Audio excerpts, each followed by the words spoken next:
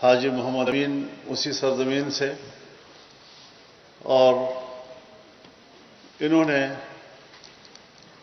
آزادی کے لیے قربانیوں کی ایک تاریخ رقم کی۔ اگر آزادی کا مفہوم کوئی سمجھنا چاہے تو شیخ الہند کے پیروکاروں سے سمجھے۔ اگر آزادی کا مقام اور اس کی قدر و قیمت کوئی سمجھنا چاہے تو باچا خان اور خدائی خدمتگاروں کی قربانیوں سے سمجھے۔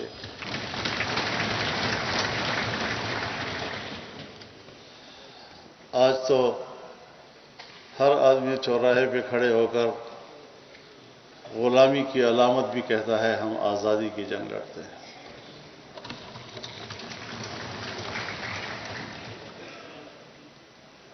آزادی کی قیمت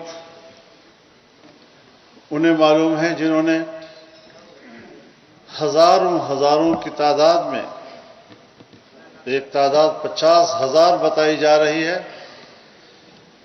کہ جو سولیوں پہ لٹکائے گئے، توپوں کے سامنے کھڑے کیے گئے، اور ایک انگریز کہتا ہے کہ ہزاروں لوگ قطار میں تھے، ایک آدمی سے کہا گیا کہ اتنا کہہ دو کہ میرا اس تحریک سے تعلق نہیں، ہم آپ کو چھوڑ دیں گے۔ ہم نے سب کو توپ سے اڑایا، اور ایک آدمی بھی ایسا نہیں تھا جس نے کہا کہ میرا اس تحریک آزادی سے تعلق نہیں ہے۔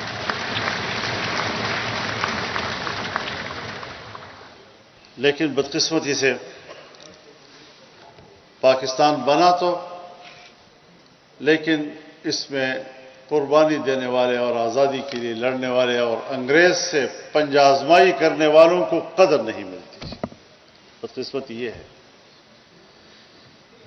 حالانکہ ان کو اس سرزمین پر ہیرو کی حیثیت حاصل ہونی چاہیے تھی۔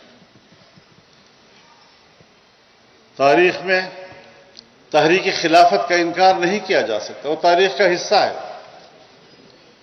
لیکن ہماری کتابوں میں تحریک خلافت کا کوئی تذکرہ نہیں ہے بھی تو الٹے سیدھے انداز کے ساتھ ہے۔ لیکن بہرحال میں اپنے آپ کو خوش قسمت سمجھتا ہوں۔ باچا خان بڑے آدمی تھے، اور ایک دن تو مجھے ایسی حیرت سے ان کو دیکھنا پڑا، میں تفصیل تو نہیں بیان کروں گا کیونکہ کچھ باتیں ایسی ہوتی ہیں کہ جب میں ان کے ساتھ بیٹھا ہوں، اور شاید ولی باغ میں ہم بیٹھے تھے، مشہور یہ تھا کہ باچا خان بہت سختی کرتے ہیں، اور مہمان کو بھی جب کوئی چائے وائے پلاتے ہیں تو بڑے کنٹرول کے ساتھ، ایک کپ سے زیادہ نہیں پینا، اتنا اس سے زیادہ روٹی نہیں کھانی۔ اور مجھے اتنا یاد ہے کہ جب بھٹو صاحب کے زمانے میں تحریک چل رہی تھی تو خان عبدالولی خان، مفتی صاحب، چودھری ظہور الہی، نوابزادہ نصر اللہ خان، یہ قافلے میں چل رہے ہوتے تھے، تو خان عبدالغفار خان بھی ساتھ ساتھ اس جلسے جلوسوں میں شریک ہوتے تھے۔ تو پھر یہ سارے حضرات باچا خان سے چھپ چھپا کے کسی کے گھر میں بیٹھ کر چائے کھانا وغیرہ کھاتے تھے، اور جب خان صاحب کو پتہ چلتا تھا تو پھر ان کو ڈانٹ بھی ملتی تھی کہ تم کیا انقلاب برپا کرو گے جو تم یہ عیاشیاں کر رہے ہو۔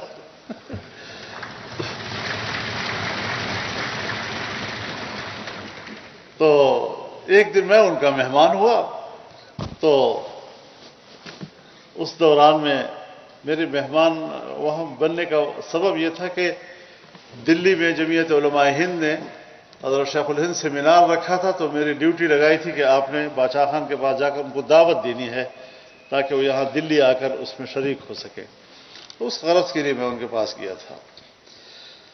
تو میں نے دیکھا کہ میز کے اوپر مٹھائی بھی پڑی ہوئی ہے اور چائے بھی، اور بڑی وافر، اور میں نے ڈرتے ڈرتے جب ایک کپ پیا تو خیال کیا کہ اب تو باچا خان ہمیں دوسرا کپ نہیں پینے دیں گے، تو بادشاہ خان نے کہا کہ مولانا صاحب کو دوسرا کپ بھی بھر کے دو۔ تو اس کے بعد جب مٹھائی تقسیم کی تو سب کو مٹھائی تقسیم کرنے کے بعد کہا کہ مٹھائی واپس لا کر مولانا صاحب کے سامنے رکھو۔ میں نے سوچا کہ آج معمول سے رویے بدلے ہوئے ہیں، یہ ان کی ایک شفقت تھی، ایک محبت تھی جس کا انہوں نے اظہار کیا، اور اس سے آگے جا کر میں آپ کو عجوبہ سناؤں۔ میں نے کبھی اس کا اظہار نہیں کیا، لیکن آج ان کا تذکرہ ہے تو ہونے دیں، اچھا ہے۔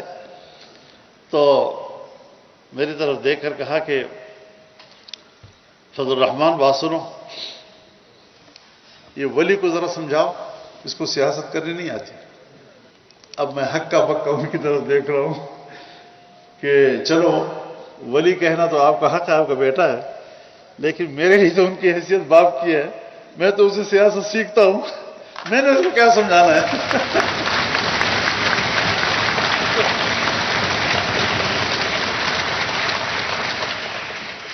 تو اس طرح کا ایک والہانہ اعتماد کا ایک تعلق، اور اس محبت کے ساتھ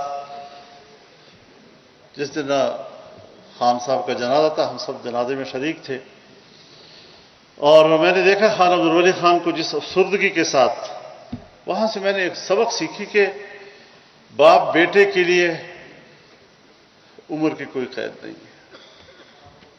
جس طرح چھوٹا بچہ یتیم ہو کر باپ کے جانے کا احساس کرتا ہے، بڑی عمر میں بھی خان صاحب کو میں نے اسی احساس کے ساتھ دیکھا۔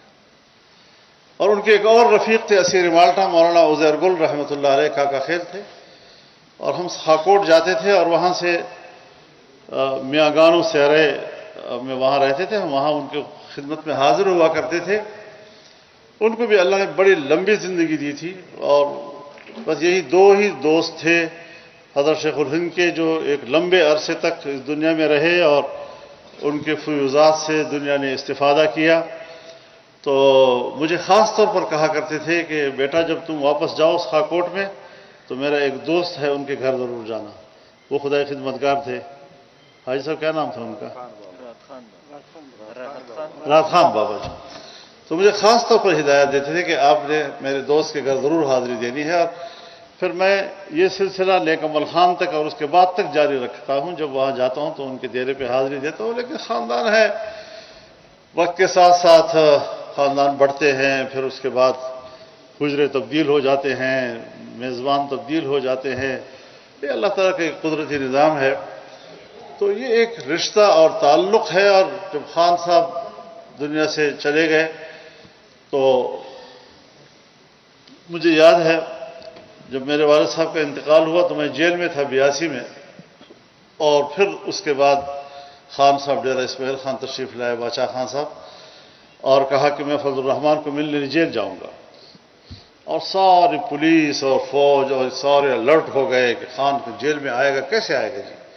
میرے پاس جیل والے آ گئے کہ بادشاہ خان کی ضد ہے کہ میں فضل الرحمان سے ملوں گا اور اجازت ہے نہیں۔ تو میں نے کہا پھر کرو گے کیا ان کے ساتھ؟ تو انہوں نے کہا وہ بھی کھڑے رہیں گے اور ہم بھی کھڑے رہیں گے، کیا کر سکتے ہیں جی؟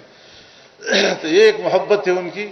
اور پھر میرے گھر گئے عبدالخیل، بغیر اطلاع کے گئے، اتنی بڑی شخصیت اور بغیر اطلاع اور پروٹوکول کے، اور جب میرے حجرے پہ آئے تو کوئی بھی گھر میں نہیں تھا سوائے میرے ایک سب سے چھوٹے بھائی کے، جس کی عمر 2-2.5 سال کی تھی۔ تو کہا اسی کو لے آؤ، اور اس کو گھر سے باہر بلایا، اس کو لایا گیا، اور باچا خان نے اس کو گود میں بٹھایا اور کہا بس میرا میزبان مجھے مل گیا ہے، میں آ گیا ہوں، مولانا صاحب کو اطلاع کر دو کہ میں آپ کے گھر میں آ گیا ہوں۔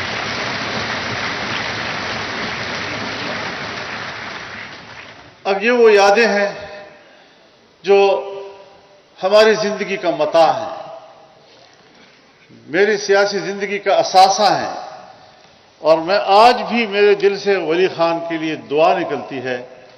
جب میں ان کے گھر گیا اور ہم ایم آر ڈی میں تھے، ماشاء اللہ کے خلاف تحریک تھی، تو میں ان کے ساتھ بیٹھا تو مجھے کہا بیٹا فضل الرحمان، میں نے بھی جوانی میں سیاست شروع کی ہے، آپ ہی کی عمر میں تھا جب میں نے سیاست شروع کی، اور جوانی میں آدمی جذباتی ہوتا ہے، اور جذبات میں جب مقصد حاصل نہیں ہوتا، منزل نہیں ملتی تو آدمی مایوس ہو جاتا ہے۔